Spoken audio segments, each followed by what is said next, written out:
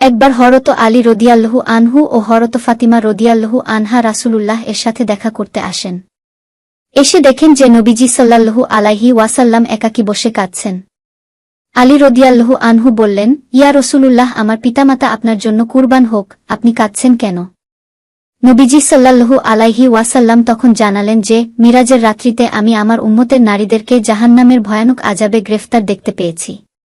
তারপর নবীজি নারীদের শাস্তির বর্ণনা করলেন, লম্বা হাদিস। ফাতিমা রাদিয়াল্লাহু আনহা তাদের গুনাহ সম্পর্কে জানতে চাইলে রাসূলুল্লাহ বলেন, তারা হল ১. ওই নারী যে মাথার চুল খুলে বেপরদা হয়ে ঘর থেকে বের হয়।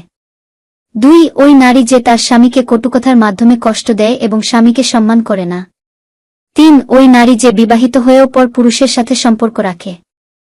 ৪. ওই নারী যে অপবিত্র হওয়ার পর পবিত্রতা অর্জনে অলসতা করে এবং নামাজ কাজা করে ফেলে। জাহান্নামে এদের চেহারা শুকরের মতো ও শরীর গাধার মতো হবে। ৫. ওই নারী যে মিথ্যা কথা বলে এবং গীবত করে।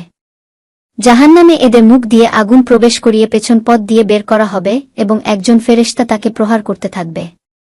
৬. ওই নারী যে অন্যের সুখ দেখে হিংসা করে এবং উপকার করে খোঁটা দেয়। এদের চেহারা কুকুরের মতো হবে।